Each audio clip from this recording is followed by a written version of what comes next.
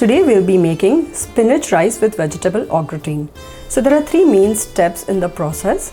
I will be showing you how to make spinach rice, how to make white sauce and the vegetable mixture, and then we are going to assemble all of this and make our baked dish.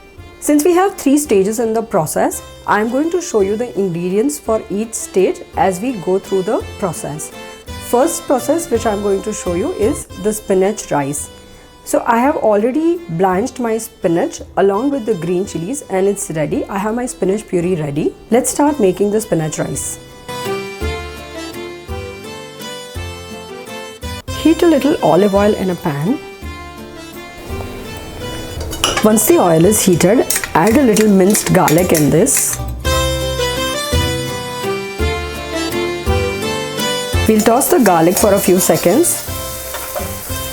And there goes in our spinach puree.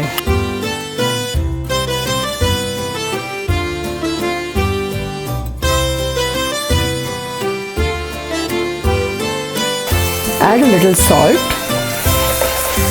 And I have the rice which is boiled over here. We are going to slowly add in and mix our rice. Make sure that we are gentle while mixing the rice so that our long grain rice does not break. There we go. Our spinach rice is ready now. Let's move on to the next process. We will make the tossed vegetables now. Let's take a look at the ingredients for the vegetables first. Let's see how we are going to toss the vegetables.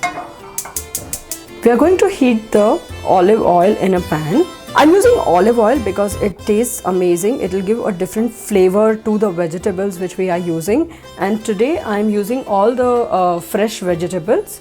I'll be adding a little bit of herbs and spices to the vegetables as well to enhance the flavors of the vegetables. Once the oil is heated, add garlic to it. I love the amazing aroma of the garlic in the olive oil. Let's start adding our vegetables slowly. Here goes on the onion, green bell pepper, red bell pepper, yellow bell peppers. I like using all the three colors of the bell pepper because it gives good color to the dish, but you can choose to use any one or two colors which you like. Add in carrots. Here I have some corn. Corn will add a little bit of sweetness to the dish which I love. We don't want to fully cook the vegetables because we want to retain the crunch of the vegetables.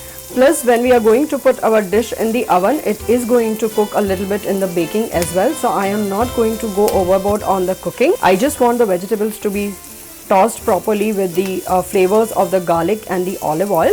And we are going to add the spices now. Add a little bit salt, little pepper.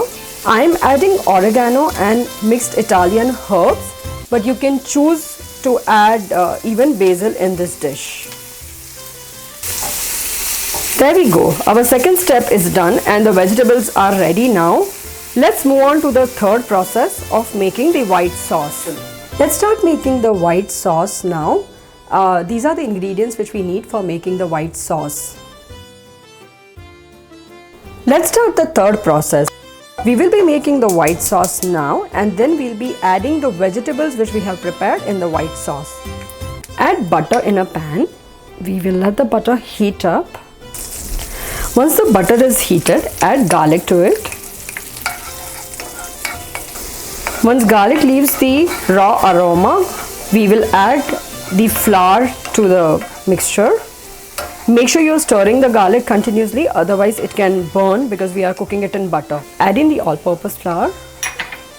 Reduce the heat at this stage because you don't want your flour to burn, but it should only get roasted and lightly colored. As the flour gets roasted, it is going to change the color slightly. So look for that and make sure you're continuously stirring the flour as well because you don't want it to burn. For the next step, I prefer using a whisk because I don't want my milk to form lumps in the flour. I will start whisking the flour and I will slowly start adding the milk. Make sure you add little at a time and stir properly.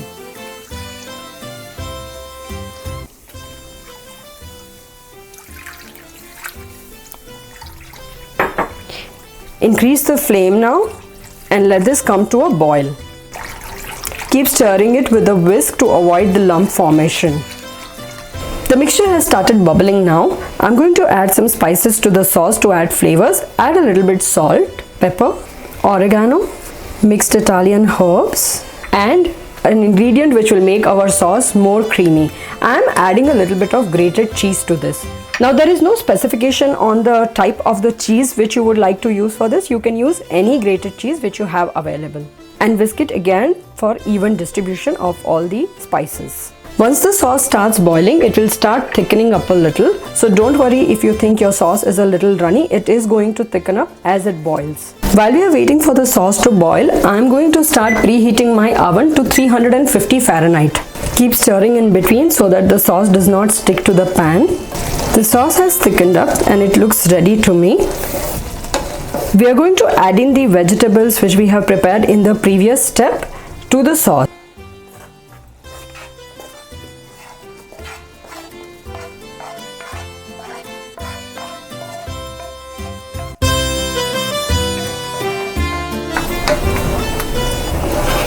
We will let this simmer for a few minutes so that the taste of the vegetables and the sauce can incorporate. Here we go. Our vegetable au gratin is ready. Now we will move towards the final step where we are going to assemble all the ingredients. Now we are going to use our baked dish, and we are going to layer the rice along with the vegetable au gratin and bake it in the oven at 350 Fahrenheit until the cheese becomes a little bit brown and crusty. This is the final stage of our process. We have the beautiful rice layer ready. Let's add in the vegetables now.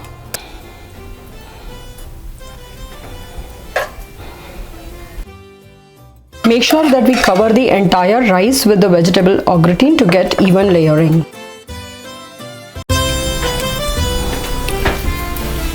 Let us top it up with the cheese now. So there we have a generous amount of cheese layer on the top. And now to the cheese we are going to add a little bit of herbs. When cheese is baked with the herbs, it will completely change the flavor and it will enhance it to a different level. Now the prepared dish is going to go into the oven at 350 Fahrenheit or until our cheese becomes a little crusty on the top. Okay, so our spinach rice vegetable au gratin is ready to come out of the oven. There we go. This is the beautiful golden brown color of the cheese which we are looking for. So make sure you keep an eye on your oven, because depending on the oven which you're using to bake the product, it might take different time. Indulge in this warm baked dish solo or complement it with a glass of chilled wine or juice of your choice. Please do try the recipe and let me know how you liked it in the comments. If you have any questions on preparation of the recipe, please send me the comments or send me an email and I'll be very happy to answer you the questions. Let me know what would you like me to prepare in my next video. Thank you for joining me on this journey today. Please do not forget to subscribe to my channel, follow me and hit the like button. See you next time with another delicious recipe.